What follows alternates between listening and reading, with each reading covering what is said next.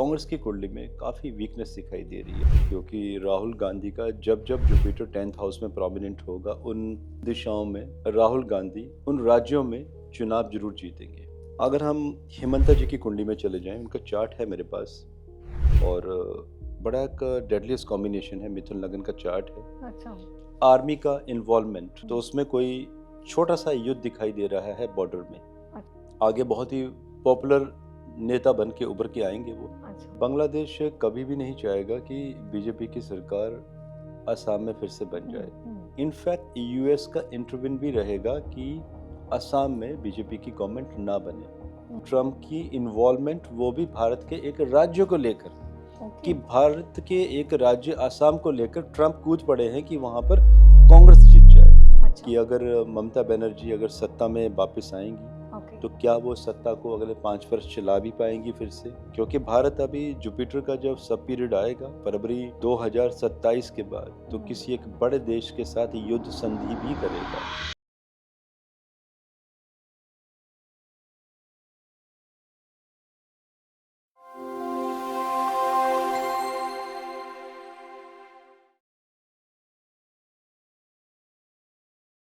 Hi, this is Preetika Rao. Welcome back to the channel that trended astrology podcast on YouTube.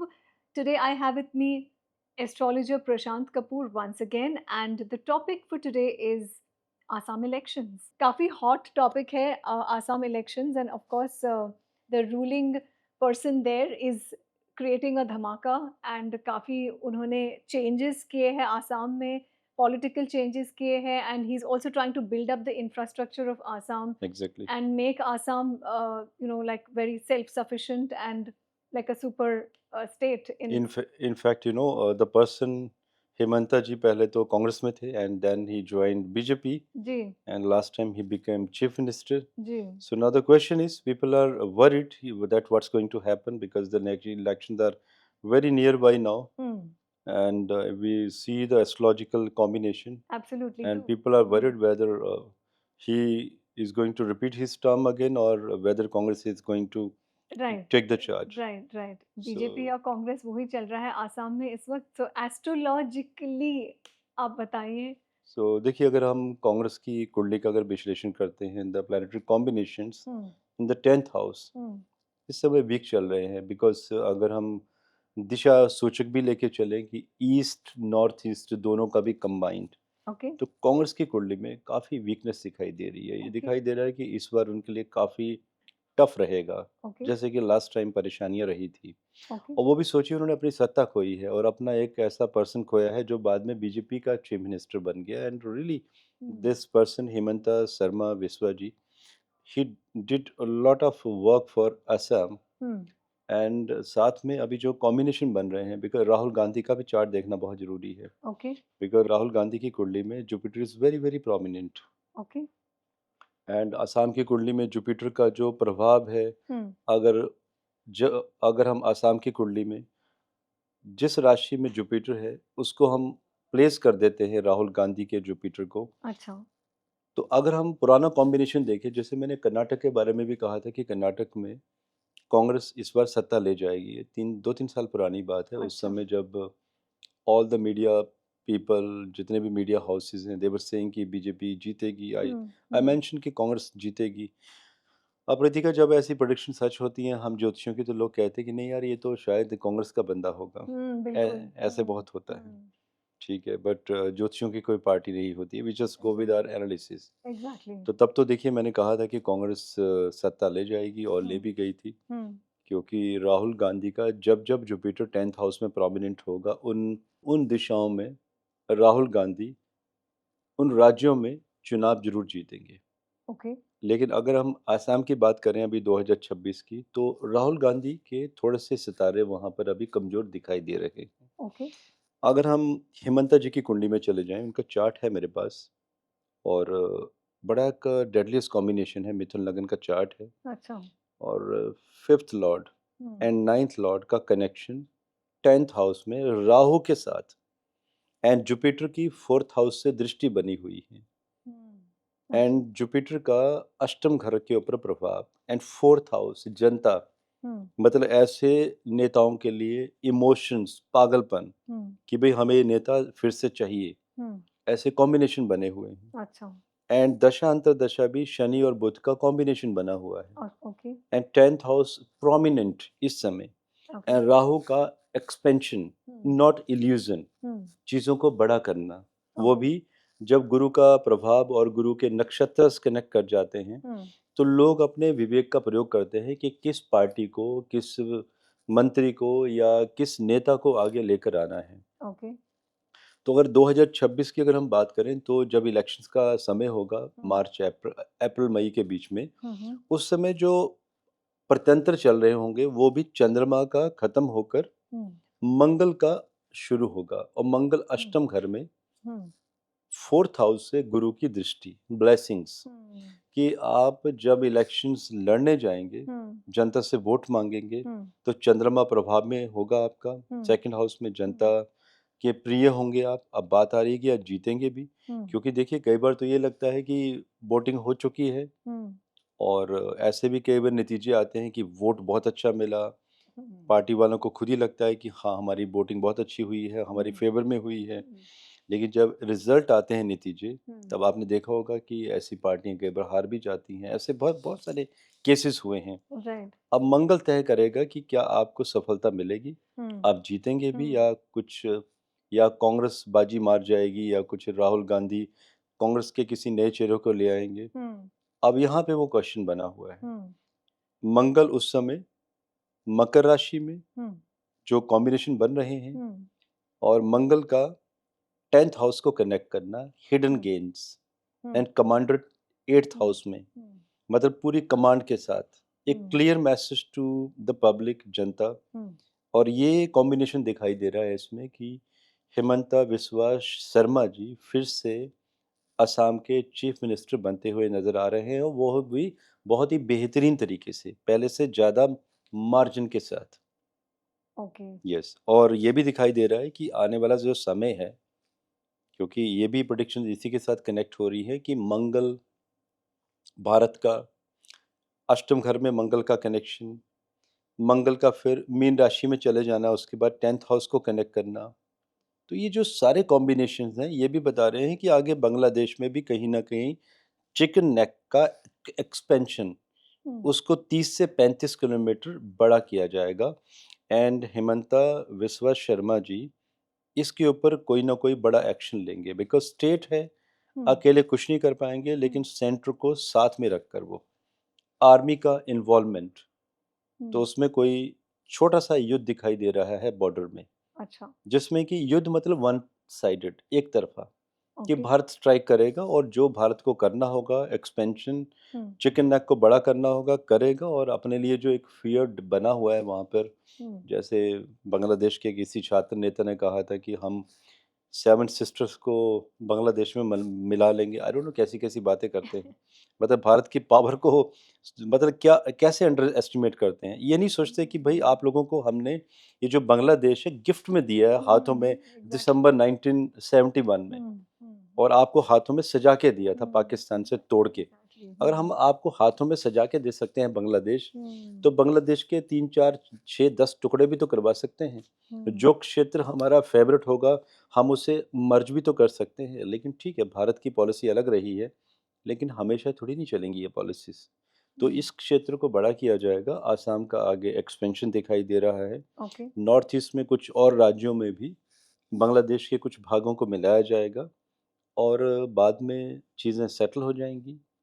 अब यहाँ पर question आ रहे हैं कि यूएस की इंटरविन, वो तो हमेशा ही करता है। यूएस थोड़े नहीं चाहेगा कि हम किसी क्षेत्र को अपने भारत में मिला लें। यूएस तो ट्रबल देगा ही देगा, और देना बनता भी है उसका, क्योंकि जब हम बड़े हो रहे हैं तो जेलिसी तो रहेगी ना उन कंट्रीज को जो ऑलरेडी विकसित देश हैं। तो यहाँ पे दिखाई दे रहा है कि भारत अपनी कूटनीति में सफल भी होगा और कामयाब भी होता हुआ दिखाई दे रहा है। एंड जो कॉम्बिनेशन बने हैं विश्वा जी के, शर्मा जी के, आगे बहुत ही पॉपुलर नेता बन के उभर के आएंगे वो। अच्छा। जी हाँ। उनसे पहले भी हेमंत जी से पहले सोनोवाल जी थे। अभी सोनोवाल जी के ही नेतृत्व में पिछली बार इलेक्शन हुए थे हम्म, और जीत भी गए। असम में वोट भी मिले। अब वो सेंटर में है। हम्म, लेकिन ठीक है, राजनीति अच्छी चलेगी, बीजेपी की अच्छी पकड़ बनेगी अभी असम में। ओके। सो जैसे कि आपने कहा कि BJP will soon emerge as the ruling party in Assam, तो इसका असर जो है वो बांग्लादेश पर कैसे होगा? How will they take it and how will they get affected? Bangladesh कभी भी नहीं चाहेगा कि बीजेपी की सरकार असम में फिर से बन हम्म, जाए, हम्म, क्योंकि एक तो हिमंता विश्व शर्मा जी वहाँ के चीफ मिनिस्टर, हम्म, और वहाँ पर थोड़ा सा एक सनातन धर्म के लोग एंड जो इस्लामिक पंथ के समुदाय के हम्म, लोग, उनके बीच में जैसे एसआईआर को लेकर जो अभी चीज़ें चल रही हैं, प्रतिक्रियाएं भी चल रही हैं, हम्म, वोट बैंक भी टूटने वाला है। हम्म, और भारत सरकार कह भी चुकी है कि जो लोग वैलिड नहीं हैं उन्हें वापस भेजा जाएगा। हम्म, तो कहीं न कहीं वो नहीं चाहेंगे ना कि असम में हिमंता जी वापस आएँ। इनफैक्ट यूएस का इंटरवेन भी रहेगा कि असम में बीजेपी की गवर्नमेंट ना बने। अभी तो अच्छा, इलेक्शन शुरू हुए नहीं हैं, जब शुरू होंगे तो आपको ये न्यूज़ भी दिखाई देंगी कि ट्रम्प की इन्वॉल्वमेंट वो भी भारत के एक राज्य को लेकर, ओके, कि भारत के एक राज्य असम को लेकर ट्रम्प कूद पड़े हैं कि वहाँ पर कांग्रेस जीत जाए।